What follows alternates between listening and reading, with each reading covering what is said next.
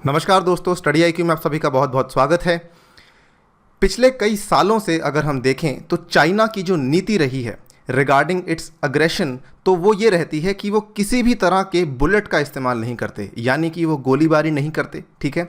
वो ना किसी तरीके का मिलिट्री वेपन इस्तेमाल करते हैं, लेकिन उसके बावजूद भी वो अपनी अग्रेशन पॉलिसी के अनुसार चलते चलते कई सारी टेरिटरी के ऊपर काबू कर चुके हैं। सीधा सीधा उदाहरण हमारे सामने साउथ चाइना सी का उभर कर आता है, जहां पर उन्होंने अपने कई सारे पड़ोसी देशों के द्वारा जिन आइलैंड्स के ऊपर दावा किया था उनको चाइना आज कहीं ना कहीं कंट्रोल कर रही है। और आई थिंक काफ़ी सिमिलर स्टैंड यहाँ पे हमें देखने को मिलता है लद्दाख में भी। लद्दाख में भी यहाँ पर ऐसा नहीं हुआ कि कहीं पर भी जो सैनिकों का है वो टकराव हुआ हो, लेकिन ये ज़रूर हुआ कि चाइना ने अपनी नीति को काफ़ी क्लियरली बता दिया है कि हम यहाँ पे इंट्रूजन करेंगे और हम यहाँ पे इंफ्रास्ट्रक्चर बनाएंगे। तो चाइना बुलेटलेस अग्रेशन के चलते करता क्या है, वो कई जगह पे इंफ्रास्ट्रक्चर बनाने की पूरी कोशिश करता है, ठीक है। कभी एयरबेस के आधार पर, कभी मिलिट्री बेस के आधार पर, या फिर कभी किसी और चीज़ के आधार पर वो इस पॉलिसी को फॉलो करता है। इसी बीच सवाल ये आता है कि इंडिया को यहाँ पर क्या करना चाहिए। इस लेक्चर में हम इस चीज़ को समझेंगे और आपको भी बताएंगे कि इंडिया की पॉलिसी यहाँ पे क्या होनी चाहिए, कई सारे एक्सपर्ट्स यहाँ पे क्या मानते हैं, किस तरीके से इंडिया को इस चाइनीज़ पॉलिसी का जवाब देना होगा। आइए जानते हैं मेरे साथ। मेरा नाम है अनिरुद्ध। इस लेक्चर की PDF को डाउनलोड कर सकते हैं मेरे टेलीग्राम चैनल से, जिसका नाम है अनिरुद्ध सर, और इंस्टाग्राम और ट्विटर पे भी आप मुझे फॉलो कर सकते हैं, ये है मेरी IDs। स्टडी IQ की ऐप के ऊपर मेरे द्वारा बनाया गया कोर्स ये अवेलेबल है UPSC पास्ट ईयर प्रीलिम्स के डिस्कशन का। इसको आप वहाँ पे जाके देख सकते हैं और ये अब काफ़ी रेलेवेंट हो चुका है, बिकॉज जो 4 अक्टूबर को आपका UPSC 2020 एग्ज़ाम अनाउंस हो चुका है, उसके लिए ये काफ़ी हेल्पफुल होगा, राइट। सो जल्द ही थोड़ी सी हिस्ट्री को समझ लेते हैं। बेसिकली यहाँ पे हुआ क्या था, हम सभी जानते हैं मई के स्टार्टिंग से लेकर अब तक जो है स्टैंड ऑफ चलता आ रहा है, और लगभग मई की स्टार्टिंग में ही चाइना ने अपने 5000 से भी अधिक सोल्जर्स को डिप्लॉय कर दिया था, कुल मिला के 5 बड़े पॉइंट्स पर। ये 5 जो पॉइंट्स हैं इनको हम पेट्रोलिंग पॉइंट्स बोल सकते हैं, जिसमें से जो 4 पॉइंट्स आते हैं वो गलवान रिवर वैली में है और 1 पॉइंट पैंगोंग लेक के आसपास है। यहाँ पर जो इंट्रूजन हुई थी, ये इंट्रूजन यहाँ पर काफ़ी अलग तरीके से की गई थी। यहाँ पर चाइना ने डिसेप्शन का इस्तेमाल करके इंट्रूजन यहाँ पे की थी, ठीक है। ये इंट्रूजन गलवान वैली में लगभग 3 से 4 किलोमीटर तक हुई है, और वहाँ पर अगर आप देखें जो पैंगोंग लेक का एरिया है वहाँ पर फिंगर्स होती हैं जहाँ पर इंट्रूजन की गई है। Through this incursion, China has violated its own claim line and occupied territory that China itself had traditionally acknowledged to be Indian. जिस टेरिटरी को चाइना पहले खुद ही इंडियन टेरिटरी का मानती थी, आज चाइना उसको ही ऑक्यूपाई करके बैठी है, right. Important to note over here is the policy जो कि चाइना ने फॉलो की। यहाँ पे चाइना ने इंडिया को डिसीव किया है। डिसीव कैसे किया है? चाइना ने बेसिकली इंडिया को ये दिखाया कि हमारे जो सैनिक हैं वो एक मिलिट्री एक्सरसाइज में एंगेज हैं on the Chinese side near Ladakh, ठीक है। लेकिन यहीं पर उसी मिलिट्री एक्सरसाइज की आड़ में उन्होंने क्या किया, जो यहाँ पे ट्रक्स वो इस्तेमाल कर रहे थे उस मिलिट्री एक्सरसाइज के लिए, उन्हीं ट्रक्स में उन्होंने जवानों को भेजना शुरू कर दिया। और ये वो वाले ट्रक्स थे जिसमें वो वैसे तो मिट्टी लेकर जा रहे थे, लेकिन उन्हीं ट्रक्स में जवानों को भेजना शुरू कर दिया, और ऐसे धीरे धीरे करके उन्होंने इंट्रूजन स्टार्ट कर दी। इसीलिए आप कह सकते हैं ये एक वेल क्राफ्टेड इंट्रूजन है, राइट। उसके बाद इसमें केवल क्राफ्टेड इंट्रूजन की बात नहीं आती, इसका समय काफ़ी इंपॉर्टेंट है। आप किस समय पर ये इंट्रूजन कर रहे हैं, 2 बड़ी चीज़ें आपके सामने मैं बताना चाहूँगा। सबसे पहले तो यहाँ पर इंडियन आर्मी जो वो भी अपनी एनुअल लद्दाख मिलिट्री एक्सरसाइज करती है वो नहीं कर पा रही थी। क्यों?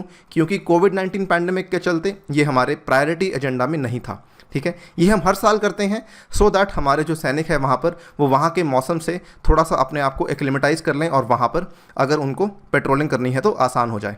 लेकिन इस साल इंडियन आर्मी ने अपनी एक्सरसाइज को डेफर कर दिया था। Second most important thing is कि यहाँ पर इंडिया की इकोनॉमी भी काफ़ी ज़्यादा डाउनफॉल पे है, और क्योंकि हम कोशिश कर रहे थे कि अपनी इकोनॉमी को रीबिल्ड किया जाए, सो हमारा ध्यान ऐसे स्ट्रैटेजिक सेक्टर्स पर थोड़ा सा कम था as compare to the normal times. So इन दोनों चीज़ों के चलते एक तो हमारी आर्मी वहाँ पे डिप्लॉयड नहीं थी बिकॉज हम एक्सरसाइज नहीं कर रहे थे, और बिकॉज हमारी इकोनॉमी भी अच्छी नहीं चल रही थी, तो हमारा ध्यान कहीं और भटका हुआ था। इसी चीज़ का इस्तेमाल चाइना ने यहाँ पे बहुत ही बेहतरीन तरीके से किया है। पहले डिसेप्शन की पॉलिसी, फिर उसकी टाइमिंग, ये 2 चीज़ों को अगर आप मिला दें तो इंट्रूजन करनी उनको काफ़ी आसान हो गई। अगर हम देखें कि क्या ये इंट्रूजन्स पहले होती रहती थी, जी हाँ, ये पहले होती रहती थी। एलएसी के आसपास इंट्रूजन्स होना कोई ख़ास बड़ी बात नहीं है, और इसके पीछे का रीज़न भी काफ़ी क्लियर है। असल में एलएसी को लेकर कोई क्लैरिटी नहीं है, क्योंकि यहाँ पर मैप्स ही अवेलेबल नहीं है। जो वहाँ पर मैप्स हैं या जो वहाँ पे एलएसी है, वो काफ़ी हद तक एक वर्बल लाइन है, ठीक है। उनके सैनिक और हमारे सैनिक आपस में एक दूसरे को समझते हैं कि जी हाँ, यहाँ पर ये वर्बल लाइन है, इसी एलएसी को हम मानते हैं। लेकिन इस टाइम पे जो चाइना ने इंट्रूजन की है, जो इन्वेजन की है, ये काफ़ी बड़े स्ट्रैटेजिक मोटिव के साथ की है, ठीक है। इस टाइम पे जो उन्होंने किया है, इस बार उनका मोटिव है कि हम कुछ ऐसे लोकेशंस को ग्रैब कर लें जो कि काफ़ी स्ट्रैटेजिक हैं, जहाँ से हम इंडियन ट्रूप्स की तरफ की मूवमेंट को अच्छे से देख सकते हैं, उनकी मूवमेंट को ट्रैक कर सकते हैं। और अगर ये वो कर पाते हैं तो पीएलए को काफ़ी कमांडिंग पोजीशन में ये रख देगा। यहाँ पर एकोज ऑफ कारगिल, ये एक बड़ा अच्छा आर्टिकल आया था, China intrusion can lead to India losing DBO link, ठीक है। जो डीबीओ है बेसिकली जो हमारी दौलत बेग ओल्डी का लिंक है। दौलत बेग ओल्डी का जो लिंक है वो आगे जाके जाता है काराकोरम पास तक। अगर यहाँ पर ये हम रोड को या फिर ये लिंक को, ये वैंटेज पॉइंट को अगर हम चाइना को खो देते हैं because of this stand of, तो हमें काफ़ी ज़्यादा नुकसान झेलना पड़ेगा विद रिस्पेक्ट टू द सैनिक जो हमारे काराकोरम पास पे पेट्रोलिंग कर रहे हैं, ठीक है। क्योंकि वो एकमात्र लिंक है जो कि लिंक करता है लद्दाख में टू द काराकोरम रेंज।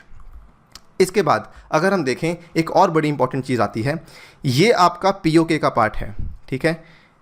ये जो पीओके का पार्ट है, इसका जो ये वाला इलाका है, यहाँ पर कुछ चाइना के सोल्जर्स भी हैं। तो ये इलाके पे वैसे तो पाकिस्तानी सोल्जर्स हैं, लेकिन यहाँ पे कुछ चाइना के सोल्जर्स भी हैं, क्योंकि उनकी आपसी समझ है आपस में। और यहाँ पर अब चाइना के सोल्जर्स यहाँ पर भी आ गए हैं, ठीक है। और इन्होंने यहाँ पर भी आने की कोशिश की है पैंगोंग लेक में। कुल मिला के ये करना क्या चाहते हैं, ये लद्दाख को घेरना चाहते हैं, सो दैट दोनों साइड से हम इसको कंटेन कर पाएँ। तो रोकथाम करने की जो पॉलिसी है, कंटेनमेंट की जो पॉलिसी है, वो काफ़ी अग्रेसिवली फॉलो हो रही है और काफ़ी स्ट्रैटेजिकली फॉलो हो रही है। China is basically seeking to ramp up pressure on both the Indian flanks in Ladakh, ठीक है। और अगर ये वो कर पाते हैं तो it will cut the supply lines of Indian troops posted at forward bases in Ladakh and Siachen, putting whole Ladakh under complete siege। ये थोड़ा सा obviously futuristic point of opinion है, बट हाँ, ऐसे होने की पॉसिबिलिटी डेफिनेटली है अगर हमने यहाँ पर आज अग्रेशन नहीं दिखाया, या फिर अगर हमने आज जो है टॉक्स में बेसिकली अपने दावे क्लियर नहीं किए। इसके बाद नेचर ऑफ इंक्रोचमेंट की बात भी काफ़ी इंपॉर्टेंट है, जो कि फ़िलहाल यहाँ पर इंक्रोचमेंट हुई है। अगर आप देखें 2013 में और 2014 में जब इंट्रूजन हुआ था चुमार वैली में, 2013 में हुआ था डेस्पांग वैली में। चुमार थोड़ा सा साउथ में लोकेटेड है, पैंगोंग सो के भी नीचे लोकेटेड है चुमार वैली। अगर आप चुमार वैली वाला जो इंट्रूजन देखें तो उस टाइम पे क्या हुआ था कि जो टेंट बनाए गए थे चीनियों के द्वारा, वो टेम्पररी टाइप के थे, ठीक है। इसका मतलब कि वो कुछ काम करने आए थे, लेकिन जैसे ही उनका वो काम खत्म हो गया, उन्होंने उन टेंट्स को वहाँ से हटा दिया था। वो अस्थाई टेंट थे, और जैसे ही चाइना ने अपना जो ऑब्जेक्टिव था वो पूरा किया, उनको हटा दिया गया। लेकिन अगर आप इस बार देखें जो 2020 में हुआ है, ठीक है, this is the dissimilarity with Depsang and Chumar जो कि 2014 में हुआ था। इस बार क्या हुआ है, heavily fortified permanent concrete bunkers, ठीक है, बहुत भारी फोर्टिफिकेशन के साथ बनाए गए स्थायी रूप से कंक्रीट बंकर एस्टैब्लिश किए गए हैं, जो कि उनकी मंशा को साफ साफ बता देते हैं कि हम यहाँ पे लैंड को एनक्रोच करने आए हैं, वो भी परमानेंटली, टेम्पररीली नहीं, इस बार हम परमानेंटली इसको एनक्रोच करने आए हैं। सो यहाँ पर ये एक और एविडेंस है आपके सामने ये बताने के लिए कि चाइना की इंटेंशन यहाँ पर क्या है। अगर हम थोड़ा ध्यान से सोचें तो यहाँ पर सिमिलैरिटी 1962 के साथ भी बहुत अधिक सामने आती है। 1962 में सिचुएशन सिमिलर थी। उस टाइम पर जो दुनिया थी वो बेसिकली फंसी हुई थी क्यूबन मिसाइल क्राइसिस में, जो कि कोल्ड वॉर चल रही थी रशिया और यूएसए के बीच में, और ऑलमोस्ट कहा जा रहा था कि क्यूबन मिसाइल क्राइसिस के चलते शायद दुनिया एक और वर्ल्ड वॉर देखेगी। और इंडिया जो थी वो बिजी थी अपनी इकोनॉमी को दोबारा से शुरू करने में, बिकॉज हमने स्वतंत्रता अभी हाल ही में ली थी। उस टाइम पर भी चाइना ने एनक्रोचमेंट करनी शुरू की थी इनटू दी गलवान वैली, ठीक है। और उस टाइम पर भी चाइना ने जो किया सिमिलर आज कर रही है। इंडिया कोविड-19 में अटका हुआ है और इकोनॉमी भी इंडिया की अच्छी नहीं चल रही, उसी सेम स्ट्रैटेजी को आज फॉलो कर रहा है चाइना। एक और पॉइंट ऑफ ओपिनियन यहाँ पे आता है कि जो डोकलाम में हुआ 2017 में, क्या इंडिया ने वहाँ से कुछ सीखा? इंडिया ने डोकलाम में कहा जाता है कि ज़्यादा कुछ नहीं सीखा, इवन दो जो डोकलाम का स्टैंड ऑफ था वो 73 डेज तक चला और ऐसा नहीं हुआ कि वहाँ पर सैनिकों का टकराव हुआ। स्टैंड ऑफ हुआ था, टॉक्स चली थी काफ़ी लंबे समय तक, और उन टॉक्स के बाद जब वो टॉक्स ख़त्म हुई, डोकलाम की डिसएंगेजमेंट जब हुई, तो इंडिया ने डिक्लेयर किया कि हमारे लिए एक टैक्टिकल विक्ट्री ज़रूर है, ठीक है, कि हमने अपने टैक्टिक्स के थ्रू चाइना को यहाँ से हटा दिया है। लेकिन सच ये आता है कि उसके कई सारे आने वाले महीनों में चाइना ने अपने ट्रूप डिप्लॉयमेंट को बहुत ही धीरे धीरे वहाँ पे एक्सपैंड किया और मिलिट्री स्ट्रक्चर्स को बिल्ड किया, thereby gaining control of much of Doklam. ये एक्सरसाइज, ये वाला जो आपके सामने हुआ था 2017 में हुआ था, और चाइना 2020 जनवरी तक माना जाता है कि उन्होंने अपनी ट्रूप डिप्लॉयमेंट्स को वहाँ पे रोका नहीं, धीरे धीरे वो डोकलाम के एक्सेस को बढ़ाते रहे थे, ठीक है। अगेन कहने का मतलब मैं जो बार बार कहना चाह रहा हूँ वो यही है कि चाइना अपनी स्ट्रैटेजी को लेकर एक बार जो सोच लेता है वो करता ही है। सो इवन दो वहाँ पे डिसएंगेजमेंट हुई और टॉक्स हुई, लेकिन उसने अपनी प्रेजेंस को, उसने अपने एग्रेशन को यहाँ पर कम करने की कोशिश नहीं की।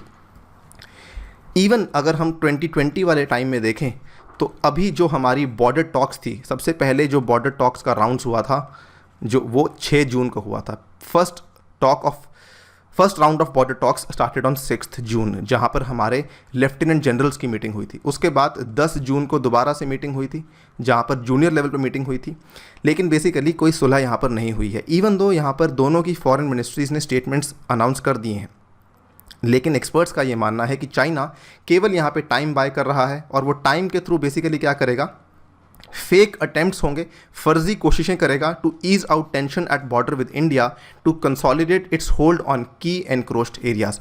तो जैसे जैसे टाइम बढ़ता जाएगा वो अपने पकड़ को वहाँ पे और मजबूत करते रहेंगे, और यहाँ पर बेसिकली एक कवर देते रहेंगे कि हम आपसे बातचीत कर तो रहे ही हैं, और इसी बीच वो वहाँ पर एनक्रोचमेंट और बढ़ा देंगे और जितनी करी है उसको और मजबूत कर लेंगे।